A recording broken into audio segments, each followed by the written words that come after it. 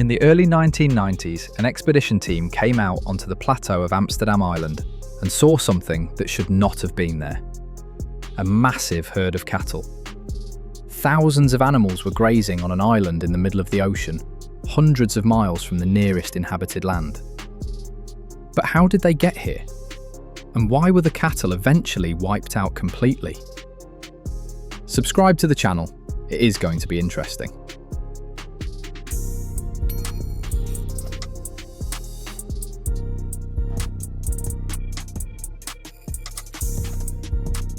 Amsterdam belongs to the French southern and Antarctic lands.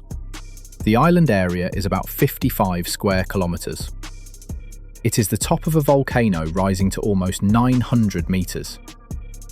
The coast is mostly rocky. Landings are difficult. The weather shifts fast. The climate here is not icy, but it is exhausting. Temperatures usually stay between 5 and 15 degrees. Strong winds blow and it is almost always damp. Low clouds and fog cover the plateau, and rain can fall for days without stopping. Before people, the only residents were birds and marine mammals. Southern elephant seals lie on the shores. There are lots of seals around. Albatrosses and petrels fill the sky. There were no land mammals, so plants and soils developed without the pressure of hooves and constant grazing. Europeans noticed the island in the 17th century when Dutch sailors were looking for reference points in an empty ocean. The name stuck, from the ship Amsterdam, which discovered it. For a long time, people rarely stopped here, mostly sealers, and the island lived by the rules of wind and surf. In 1892, France claimed Amsterdam Island and the neighbouring island of St. Paul. Later, the territory was tied to Madagascar and then organised as the separate French southern and Antarctic lands. In the 19th century, southern routes grew busier. Hunting ships went after seals. Trading vessels sailed to Australia and back. Any spot where you could get water and fresh food was considered a lucky break. Against that backdrop, the idea of creating a place with a reserve of livestock seemed reasonable. The French colony of Réunion was the nearest large inhabited island under French administration. People and ships came from there, and they were the ones who might risk a landing on the island's difficult shore. A farmer named Hertin decided to try to establish a small settlement and a farm on Amsterdam. On the 18th of January 1871, Hertin's group landed on Amsterdam. They tried to raise sheep and cattle, grow vegetables, and build shelter. After 7 months, it became clear supplies were running out, the work was not going, and on the 19th of August they left the island, abandoning all the animals there. That is how 5 cows were left on the island. Not an experiment, not a scientific project, just forgotten livestock. At that moment, nobody was thinking about genetics, ecology, or risks. The scenario looked simple. The animals would either die or hold on until some random next landing. The first years were decisive. The cows found wet meadows in the lowlands and stayed where grass was available almost year-round. There are no wolves on the island and no big cats, so adults mostly died from falls off cliffs and starvation, not from predators. Isolation worked in their favour. Many livestock diseases simply never reached Amsterdam because almost no one came here. If you do not have epidemics, and you have feed, the population grows even from a small start. That is why 5 animals could produce a stable herd for reproduction. Over time, domestic habits disappeared. The herd began to stay tighter together and choose wind shelter in hollows. Calves that navigated slopes better survived more often.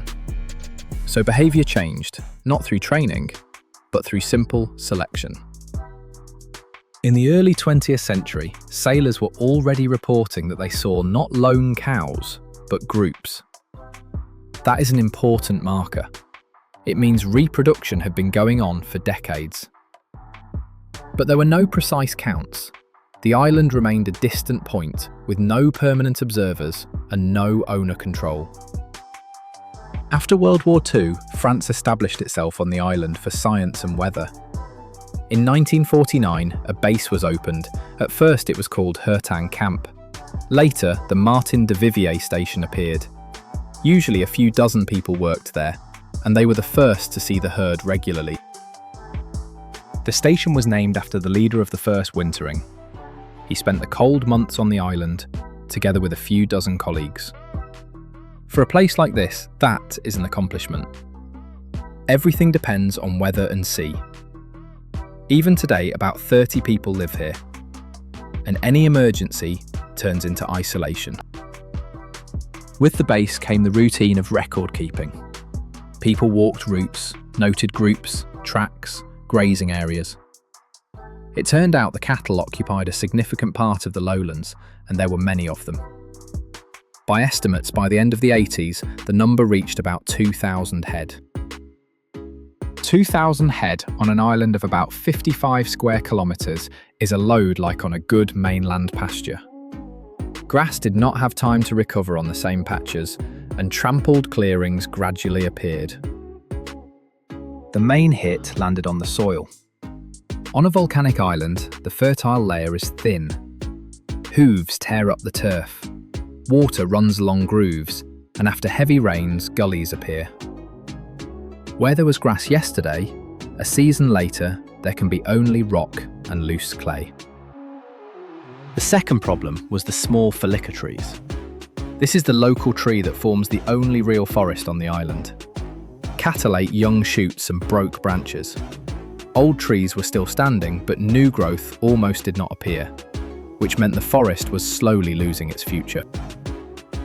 Along with the forest, the life beneath it also thinned out. Fewer leaves, fewer shelters, fewer insects. For an island ecosystem, changes like that are painful, because there are few backup places. Scientists were increasingly recording that changes were not local. They were spreading across the whole feeding belt. There was also a third line, the impact on birds. Large seabirds nest on Amsterdam, and later the Amsterdam albatross was described here. This species breeds only on one island, and any degradation of the slopes around nesting sites increases risk for a rare population.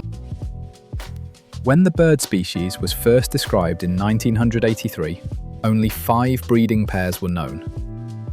Biologists looked at the island and understood that every loss of nesting space was a blow that would not be offset by neighbouring colonies. The cattle did not hunt birds, but they changed the habitat. They lowered grass height, compacted soil, and sped up runoff. Wind on open plateaus gets harsher when turf disappears. As a result, nests become more vulnerable, especially in bad seasons. Scientific reports increasingly called the herd the main land factor of degradation. At the same time, the cattle had a practical role. The station needed food, shipping everything in was expensive, and some meat was taken right on site. Every year, dozens of males were culled, but the population still held. By the middle of the 80s, it became clear targeted culling was not enough. Then a decision was made to physically separate cattle from restoration zones. In 1987, an electric fence about 4 kilometres long was built across the island.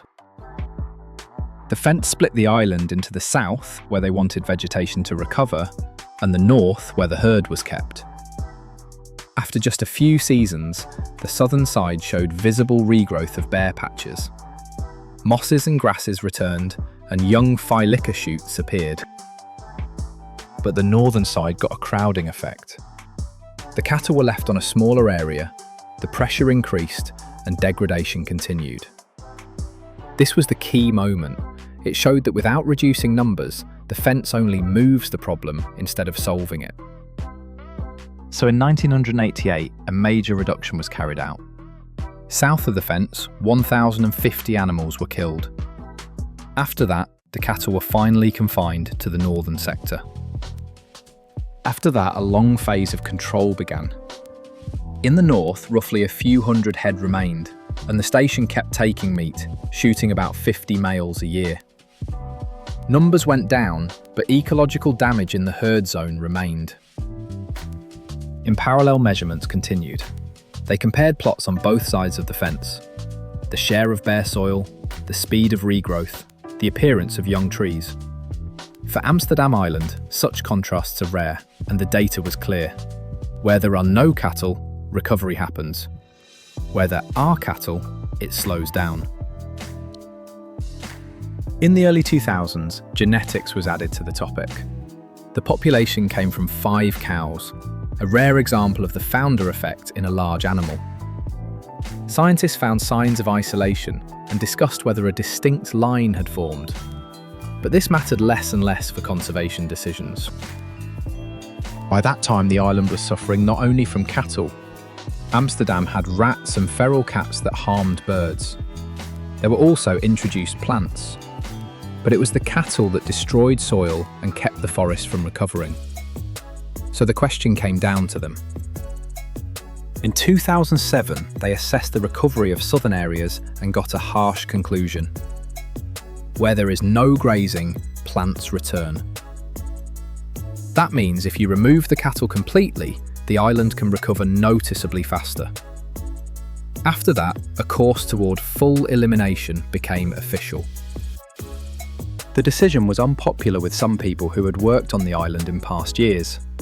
They saw the herd as part of the station's history. But conservation arguments outweighed that, because Amsterdam Island is valuable for unique species and very slow soil recovery. In 2008, the final stage began, a complete cull of the remaining cattle in the northern sector. The work dragged on because of logistics and weather. The island is hard to reach and resupply is rare. Still, the programme was carried through to the end. In 2010, there were no cattle left on Amsterdam. That ended a story that lasted almost 140 years. It started as a private settlement attempt and ended as an environmental operation on a remote territory under strict government control. After the herd was eliminated, scientists increased monitoring. They were interested in 3 things: the speed of regrowth on bare slopes, forest recovery, and the condition of birds. On the island, every inch of soil matters, so even small improvements were tracked year by year.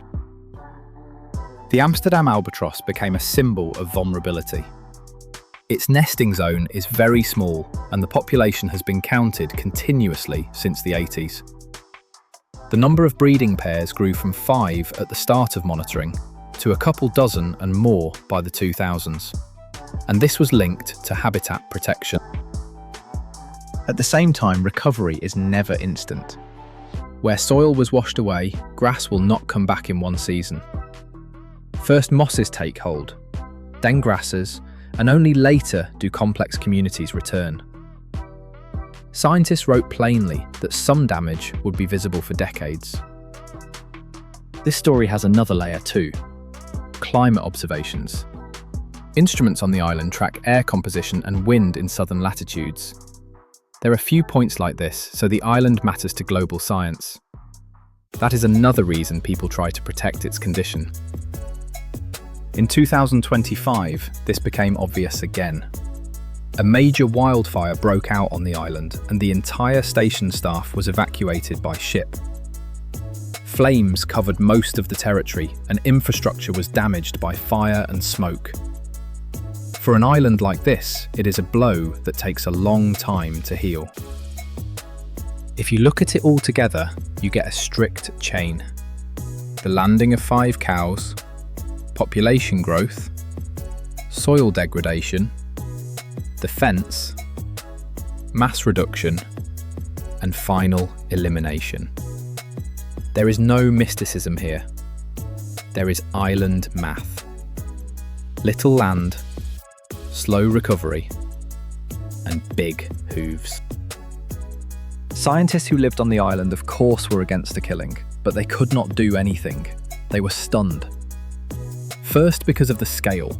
Just 5 animals produced offspring in the thousands. Second, because of the consequences.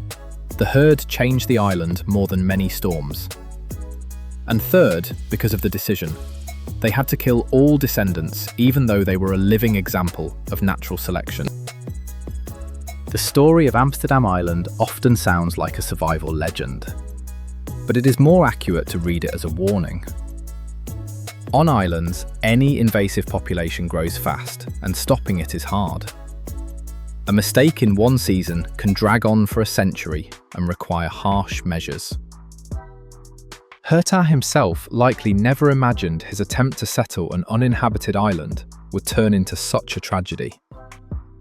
He was thinking about meat, supplies, his group's survival. But islands do not forgive even rational decisions when they break the balance, especially where nature builds its ecosystem very slowly. That is why modern rules for remote territories are so strict. Any introduction of animals and plants is checked, and access is restricted. Amsterdam Island became an example ecologist cite when they explain why you cannot leave living creatures without control, even on an uninhabited patch of land. Amsterdam's story is simple in chronology, but ruthless in outcome. 5 cows, abandoned in 1871, grew into thousands, wrecked the ecosystem, and in the end, became victims of total extermination to save a unique island. Was it the right call? What do you think? Was it worth killing thousands of animals? Or was there another path? Be sure to write about it in the comments.